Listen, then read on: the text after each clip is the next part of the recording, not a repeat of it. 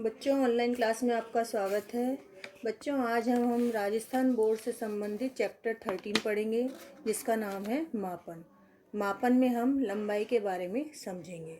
तो बच्चों, आप पहले कक्षा में आप पढ़ चुके हैं कि हम स्केल की सहायता से निश्चित माप के रेखाखंडों को खींचना अथवा दिए गए रेखाखंडों की लंबाई को मापना हम सीख चुके हैं। हम लंबाई किससे नापना सीख चुके हैं पहली कक्षा में? स्केल की सहायता से। तो आपने कपड़े वाले की दुकान पर भी हमने दुकानदारों को लोहे की छड़ से कपड़ा मापते हुए देखा होगा। आपने देखा होगा कि अपन जब कपड़ा लेने जाते हैं तो वहाँ पे दुकान पे हम एक लोहे की छड़ दिखाई देती है, उसे हम दुकानदार को उससे कपड़ा मापते हुए देखा है। तो मकान निर्माण के समय अथवा सड़क निर्माण कार्य के दौरान लंबाई मापन के लिए टेप फीता का उपयोग किया जाता है। जब हम मकान निर्माण होता है और जब सड़क निर्माण होता है तब उस लंबाई को मापने के लिए किसका प्रयोग होता है? टेप और फीते का। जैसे मैं आपको चित्र की द्वारा समझा रही हूँ, टेप, स्केल और लोहे की छड़ किस तरह होती है। तो जैसे बच्चों मैंने आपको अभी बताया था मैंने, स्केल आपने देखी होगी, पिछली कक्षा में आपने स्केल की सहायता से लंबाई मापना सीखा होगा। टेप इस तरह का होता है जैसे मैं आपको वीडियो में दिखा रही हूँ, फीता, इसको हम टेप कहते हैं। और लोहे की छड़, दुकानों पे जैसे हम कपड़ा लेने जाते हैं तो लोहे की छड़ इस तरह की होती है। तो क्या आपने कभी विचार किया है कि स्केल, लोहे की छड़ तथा फीते के प्रयोग से हम अधिकतम कितनी लंबाई का मापन कर सकते हैं? यदि हमें अधिक लंबाई जैसे 2 शहरों की दूरी का मापन करना हो तो क्या स्केल, लोहे की छड़ या फीता उपयोग में लिया जा सकता है? क्या स्केल, लोहे की छड़ अथवा फीता द्वारा जिन इकाइयों में लंबाई का मापन किया जाता है उन्हीं इकाइयों से अधिक दूरी की मापों को भी व्यक्त किया जाएगा? अब इसके बारे में हम जानकारी हासिल करते हैं। तो बच्चों देखिए, मीटर सेंटीमीटर के संबंध को समझना। तो आपने पिछली कक्षा में पढ़ा है कि बच्चों हम मीटर और सेंटीमीटर के बारे में हम पढ़ चुके हैं। सामान्यतः स्केल द्वारा मापी गई नापें सेंटीमीटर इकाई में, लोहे की छड़ द्वारा मीटर इकाई में व्यक्त की जाती है, किंतु अत्यधिक दूरी की मापों को इनसे भी बड़ी इकाइयों में नापा जाता है। उस इकाई को किलोमीटर कहते हैं। जो बड़ी इकाइयों में हम नापते हैं, जैसे हम सड़क की नाप लेते हैं तो उसमें हम किलोमीटर का प्रयोग करते हैं। इन सभी इकाइयों का परस्पर क्या संबंध है, आइए आगे देखते हैं।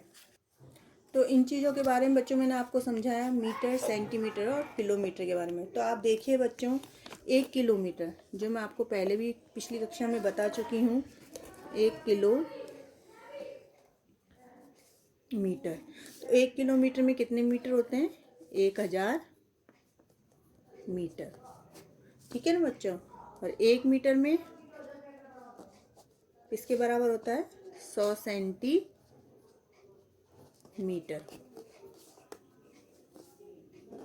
ठीक है ना बच्चों? और 1 सेंटीमीटर,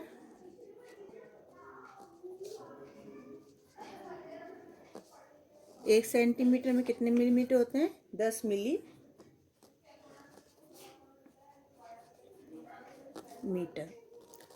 तो बच्चों आप इन्हीं के आधार पर कुछ प्रश्नों को समझते हैं, जिसके हमको कुछ 3 नियम दिए गए हैं, उन्हें हमें समझना होगा कि जब हम मीटर को सेंटीमीटर में बदलते हैं तो क्या करते हैं, सेंटीमीटर को मिलीमीटर में बदलते हैं तो किस नियम का प्रयोग करते हैं, और किलोमीटर को मीटर में बदलने के लिए हम किस नियम का प्रयोग करते हैं। तो नियम समझते हैं बच्चों। पहला नियम है, जब हम मीटर को सेंटीमीटर में बदलने के लिए, मीटर को सेंटीमीटर बदलने के लिए हम किससे गुणा करते हैं? 100 से गुणा करते हैं। ये तो पहला नियम है। दूसरा नियम है बच्चों, सेंटीमीटर को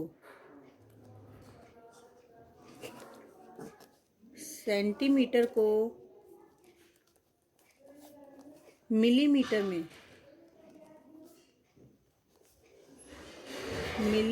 में बदलने के लिए 10 से गुणा करते हैं। और तीसरा नियम है बच्चों हमारा किलोमीटर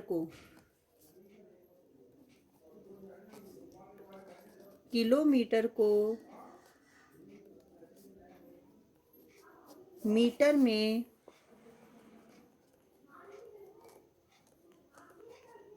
बदलने के लिए 1000 से गुणा करते हैं। अब इन्हीं नियमों के आधार पर हम कुछ उदाहरणों को समझने का प्रयास करेंगे कि हम मीटर को सेंटीमीटर में किस प्रकार बदलते हैं, सेंटीमीटर को मीटर में किस तरह बदलते हैं और किलोमीटर को मीटर में बदलने के लिए हम किस तरह चेंज करते हैं। तो उदाहरण पहला है बच्चों हमारा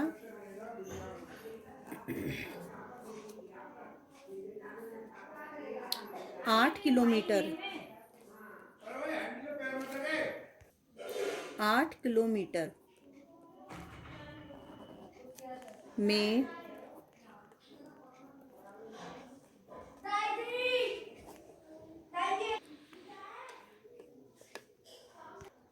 मीटर होंगे। 8 किलोमीटर में कितने मीटर होंगे? तो बच्चों मैंने आपको बताया है अभी, किलोमीटर को जब मीटर में चेंज करेंगे तो किससे गुणा करते हैं हम? 100 से गुणा करते हैं। तो देखो बच्चों, 1 किलोमीटर बराबर 1000। 1 किलोमीटर में कितने मीटर होते हैं? 1000 मीटर। तो 8 किलोमीटर को चेंज करना है हम, तो 8 किलोमीटर को हम शॉर्ट में लिख सकते हैं किमी। 8 किलोमीटर में कितने मीटर होंगे?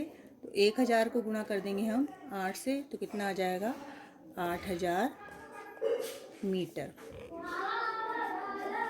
इसी तरह बच्चों हम करते हैं 3 मीटर में कितने सेंटीमीटर होते हैं?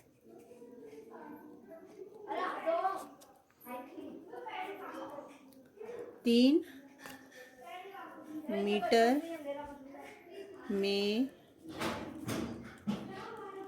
कितने सेंटीमीटर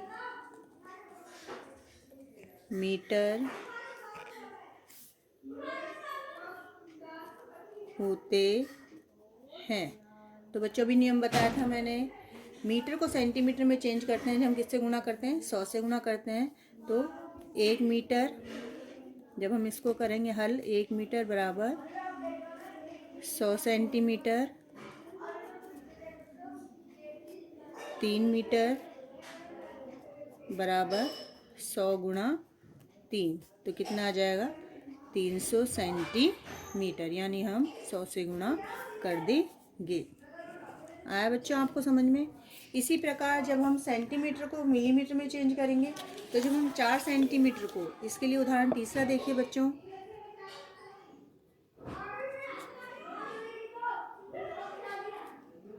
4 सेंटीमीटर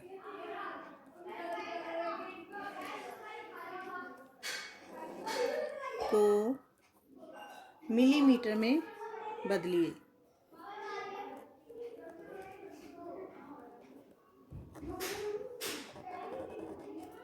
मिलीमीटर में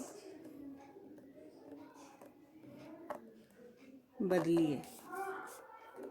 तो इसके लिए भी मैंने बताया था अभी आपको नियम कि जब सेंटीमीटर को मिलीमीटर में बदलेंगे तो किससे? सबसे छोटी इकाई होती है मिलीमीटर, इसको किससे गुणा करते हैं हम? 10 से गुणा करते हैं। तो जब हम इसको हल करेंगे, 1 सेंटीमीटर, 1 सेंटीमीटर में कितने मिलीमीटर होते हैं? बराबर 10 मिलीमीटर।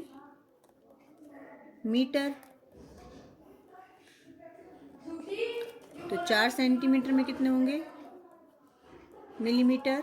4 सेंटीमीटर बराबर 10 गुणा 4 बराबर 40 मिलीमीटर। तो इस तरह बच्चों मैंने आपको किलोमीटर को मीटर में बदलना सिखाया। तो आज की वीडियो आपको समझ में आई गई होगी। इन्हीं के आधार पर मैं आपको कुछ प्रश्नों को, कुछ सवालों को हल करने के लिए दूंगी। उन्हें आपको अपनी होमवर्क नोटबुक में साफ साफ सुंदर सुंदर हैंडराइटिंग में आपको करना